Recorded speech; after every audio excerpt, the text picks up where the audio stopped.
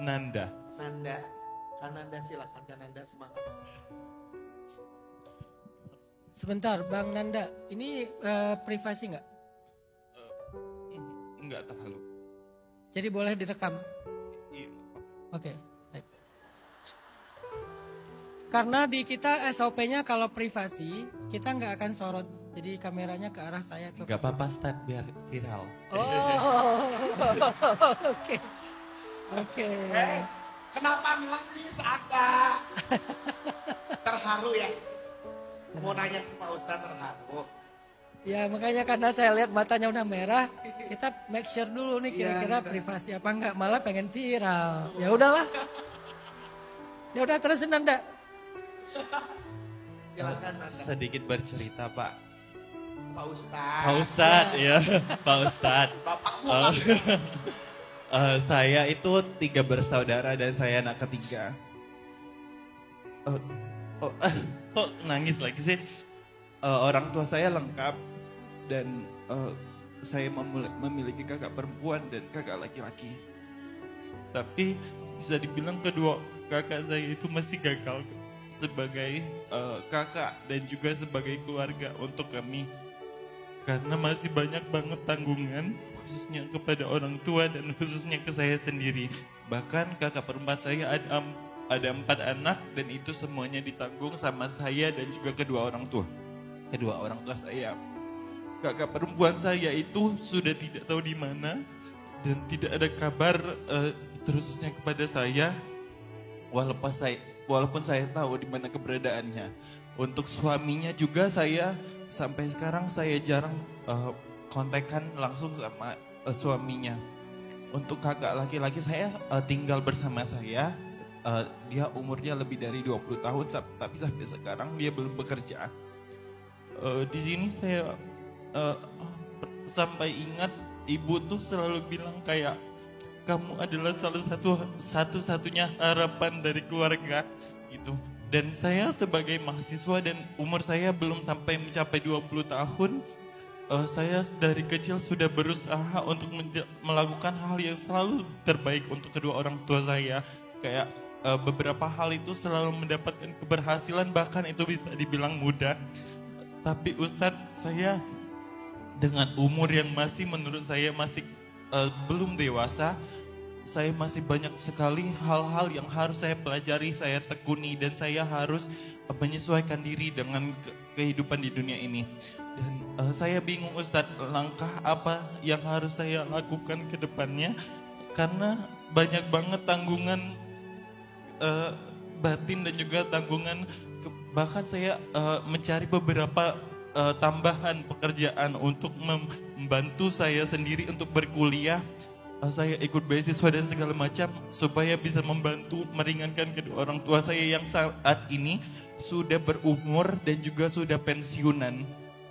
Jadi apa langkah yang terbaik untuk saya, karena Ustadz tadi bilang kan kayak di balik kesulitan selalu ada kemudahan, tapi maaf saya selalu mendapatkan kesulitan itu dan kemudahan itu jarang saya dapati. Hidup Nanda itu banyak kemudahan. Saya tanya motor katanya ada mobil. Masya Allah ya, luar biasa ya. Biar Nanda maksudnya tahu kalau Allah itu sayang sama Nanda, sama keluarga Nanda. Makanya saya tanya, rumah ngontrak enggak? Enggak, rumah sendiri alhamdulillah. Kamar bareng enggak? Enggak, sendiri alhamdulillah. Berarti kan kemudahannya banyak Nanda. Sekarang kalau yang saya bisa pahami, Nanda ini mungkin lagi capek. Jadi bukan lagi kekurangan, tapi lagi capek. Itu 2 hal yang berbeda.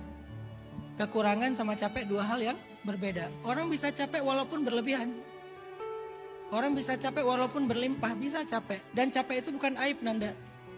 Capek mental bukan aib. Dalam konsep teori mental health disebut dengan mental exhaustion. Burnout. Lagi lelah mental. Kenapa lelah mental? Mungkin Nanda jadi salah satu tulang punggung keluarga kan. Yang harus berjuang, struggling buat memenuhi beberapa kebutuhan. Walaupun mungkin gak semuanya. Karena dari pensiun orang tua mungkin lumayan, tabungan lumayan.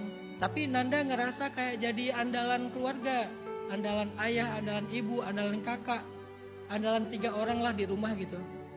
Belum lagi Nanda harus mikirin kuliah sendiri, harus nyari side job dan seterusnya. Ya mungkin Nanda lagi capek aja. Sehingga kalau boleh kasih saran, Nanda coba baca teori mental exhaustion. Kira-kira cara menyembuhkan lelah mental itu apa? Kalau boleh kasih saran juga nih, spillnya adalah Nanda kasih waktu buat diri Nanda sendiri.